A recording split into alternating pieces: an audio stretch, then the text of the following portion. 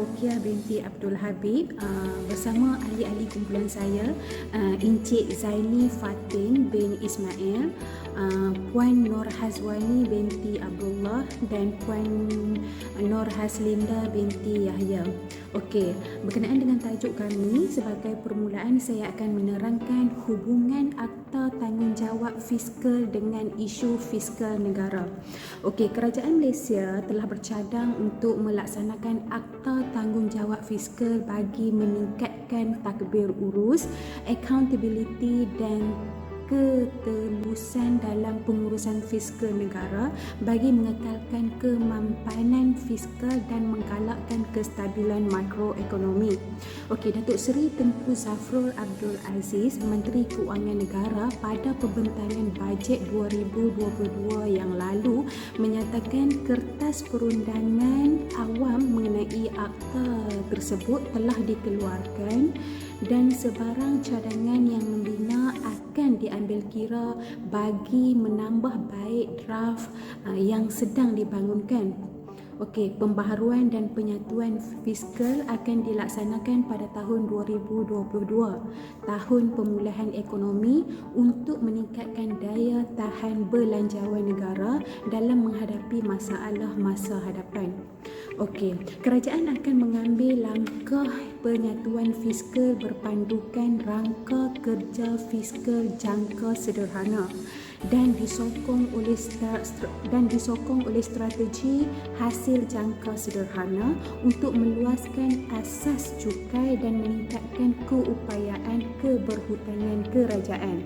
Okey, keperluan untuk meningkatkan had hutang berkanun untuk menyediakan ruang fiskal tambahan dalam mengukuhkan ekonomi domestik dan memastikan pemulihan yang mampan. Okey, keadaan pandemik COVID-19 yang telah menukarkan pengurusan keuangan negeri dan meningkatkan pendedahan risiko fiskal. Antara faktor risiko utama ialah kemerosotan ekonomi yang berpanjangan dan penurunan harga minyak mentah. Akibatnya, pendapatan akan dititip pada kadar yang lebih rendah, tetapi peningkatan perbelanjaan diperlukan untuk menjana semula ekonomi melalui langkah-langkah kitar balas. Okey, baik. Tindak balas dasar fiskal segera adalah penting untuk memastikan ekonomi mempunyai keupayaan dan kapasiti. Assalamualaikum, salam sejahtera. Saya Zaini Fatin bin Ismail, nombor matrik 276252 daripada Johor Bahru.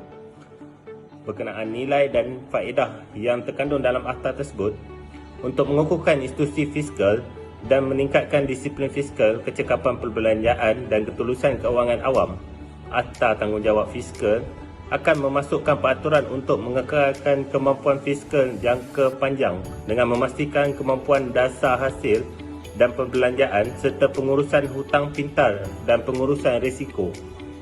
Akta Tanggungjawab Fiskal akan menjadikan pelaporan yang saksama dan prestasi fiskal lebih mudah diakses oleh orang ramai. Saya Nur Haslinda binti Yahya 276424 akan menguraikan cabaran yang dihadapi oleh kerajaan dalam melaksanakan Akta Tanggungjawab Fiskal. Ini antaranya adalah secara amnya melibatkan pertama, kos, iaitu peraturan fiskal secara amnya melibatkan kos reputasi dan komitmen untuk mengambil tindakan pembetulan. Sehubungan itu, Akta Tanggungjawab Fiskal harus menyatakan dengan jelas mekanisme pembetulan automatik untuk mengimbangi penyelewengan daripada peraturan fizikal dalam tempoh masa tertentu untuk mengekalkan kredibiliti. Kedua, liputan peraturan fizikal yang menyeluruh. Ini kerana memandangkan kerajaan sering terpaksa menanggung kerugian dan kewajipan kerajaan subnasional dan institusi sektor awam yang lain, liputan peraturan fiskal perlu menyeluruh untuk mengelakkan kemungkinan menjejaskan tanggungjawab fiskal melalui transaksi di luar belanjawan.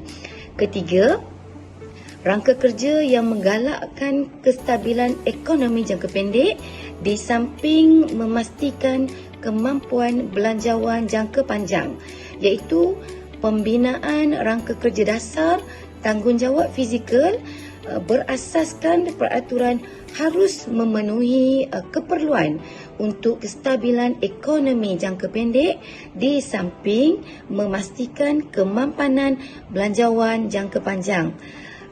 Saya serahkan seterusnya kepada rakan saya. Terima kasih. Assalamualaikum warahmatullahi wabarakatuh dan salam sejahtera. Nama saya Nur Hazwani binti Abdullah, nombor kad matrik 276152. Baiklah, saya akan menerangkan tentang pelaksanaan akta yang serupa di negara-negara maju. Terdapat 5 buah negara iaitu New Zealand, yang kedua Thailand, yang ketiga United Kingdom, yang keempat Australia dan yang terakhir ialah Ireland. New Zealand ialah sejak 1994, langkah tanggungjawab fiskal telah menjadi sebahagian daripada perundangan New Zealand. Bahagian 2 tanggungjawab fiskal telah ditambahkan pada Akta Kewangan Awam pada tahun 2004. Baiklah, di Australia pula, proses belanjawan yang bertanggungjawab ialah mekanisme utama masyarakat yang stabil dan juga demokratik dengan tanggungjawab fiskal. Pada September 2008, Parti Konservatif mencadangkan penubuhan Pejabat Tanggungjawab Belanjawan iaitu OBR sebagai sebahagian daripada penyata dasar ekonominya. Pembinaan semula pelan untuk ekonomi yang teguh. United Kingdom pula, hutang sebagai peratusan KDNK mesti dikurangkan menjelang tahun 2015 dan juga tahun 2016 menurut Akta Tanggungjawab Fiskal 2010. Pembaharuan perakaunan ini telah menghasilkan pencambahan maklumat di Commonwealth Australia, belanjawan kerajaan negeri dan wilayah dengan maklumat lebihan dan juga defisit belanjawan untuk sektor kerajaan disediakan atas berbagai asas tunai dan juga akaun.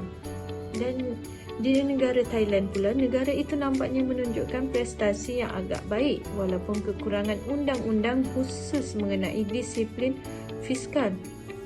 Akta Tanggungjawab Fiskal telah dikubal hasil daripada Seksyen 62. Dan yang terakhir ialah negara Ireland. Penubuhan Majlis Penasihat Fiskal Ireland iaitu IFAC secara interim pada Julai 2011. Langkah-langkah yang dirancang untuk menambah baik pengurusan belanjawan termasuk mewujudkan rangka kerja berbilang tahunan ke atas perbelanjaan, mewujudkan Majlis Penasihat Belanjawan dan menyediakan draft Undang-Undang Tanggungjawab Fiskal untuk meletakkan langkah-langkah pembaharuan utama berdasarkan undang-undang. Baiklah, itu sahaja daripada saya. Sekian, terima kasih.